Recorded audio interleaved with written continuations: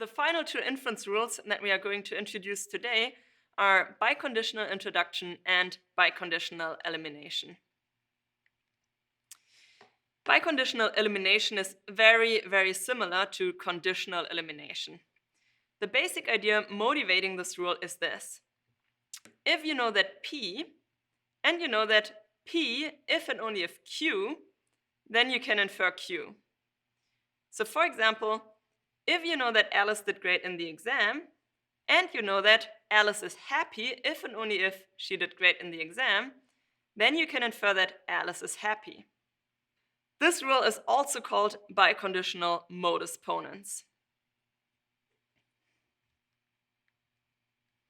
So here's the formal statement of biconditional elimination or biconditional modus ponens. If in line M of your proof, you have a sentence of the form A, and if in line N of your proof, you have a biconditional, where one of the sentences flanking the biconditional is the sentence A, then you are licensed to infer the other sentence flanking the biconditional, in this case B, and justify this inference by citing the rule biconditional elimination as applied to lines M and N. So here are a few examples of correct applications of biconditional elimination. If in line M of your proof, you have the biconditional A if and only if B, and if in a different line of your proof you have the sentence A, you can infer B. Here's a somewhat more complex example. If in line M of your proof you have a biconditional of the form A or C if and only if B, and if in another line of your proof you have the sentence A or C, then you can infer B.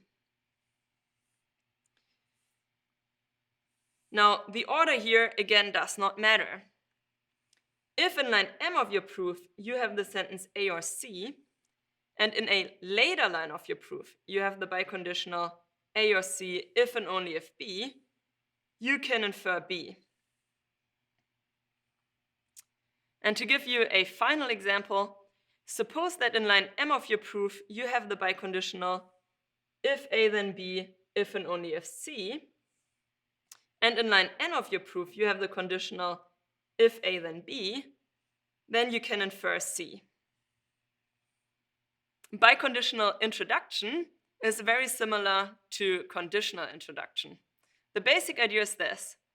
If under the supposition that P, you can infer Q, and under the supposition that Q, you can infer P, then you can conclude that P if and only if Q.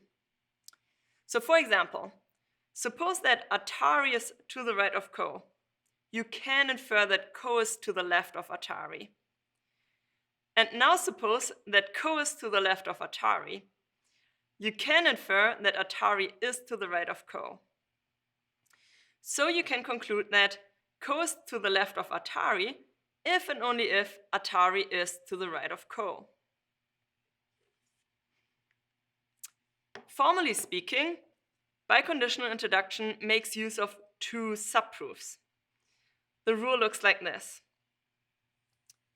If under the assumption that A, you can infer B, and if under the assumption that B, you can infer A, then biconditional introduction licenses you to infer that A if and only if B, and you can justify this inference by citing biconditional introduction as applied to the two subproofs, the first one from M to N and the second one from M prime to N prime. So here are two examples of correct applications of biconditional introduction. First example is similar to what we have just seen.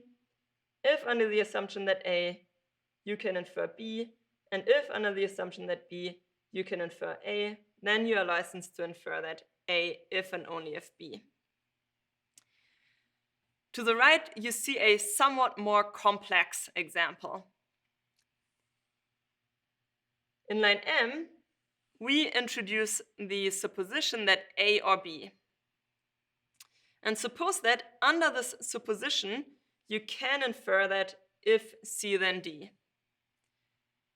And suppose furthermore that under the assumption that if C then D, you can infer A or B. Biconditional introduction then licenses you to infer that A or B if and only if C then D. And you can justify this inference by citing biconditional introduction as applied to the two subproofs, the first going from line M to N and the second going from line M prime to N prime. Here's another example of a Fitch-style proof that illustrates the use of biconditional elimination.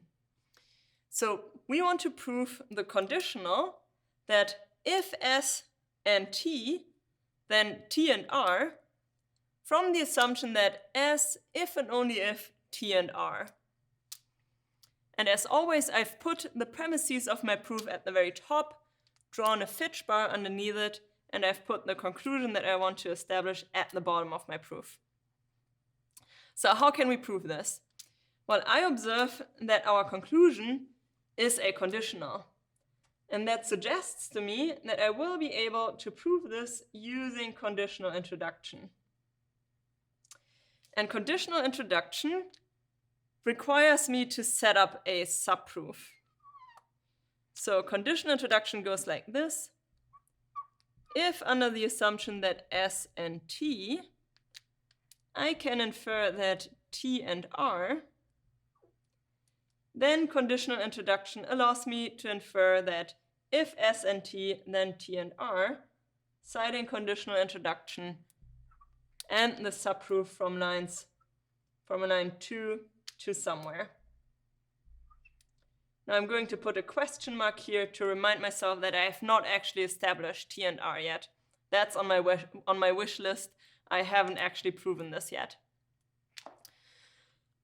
Okay, so that's where we want to go. We want to establish T and R. Now let's look at what we have. In the first line, we have the biconditional S if and only if T and R, and in the second line, we have the conjunction S and T. Now I am just gonna go ahead and infer both S and T from line 2, citing conjunction elimination.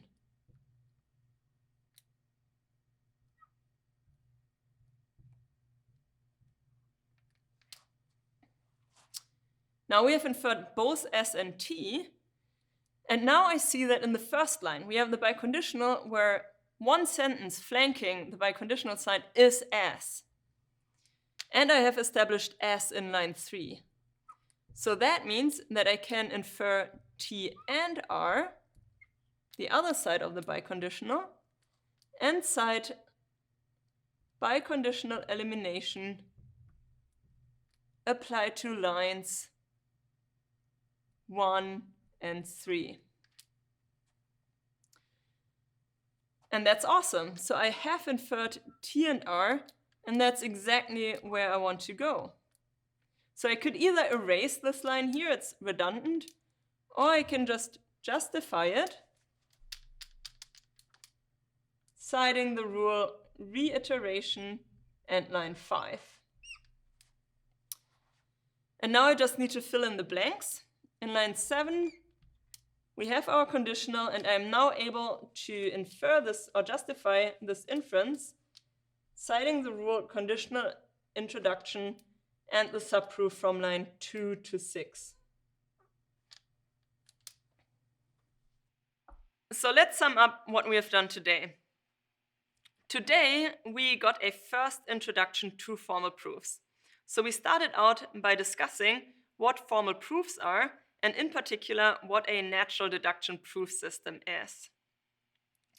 We then studied 3 pairs of inference rules, namely conjunction introduction and elimination, conditional introduction and elimination, and biconditional introduction and elimination.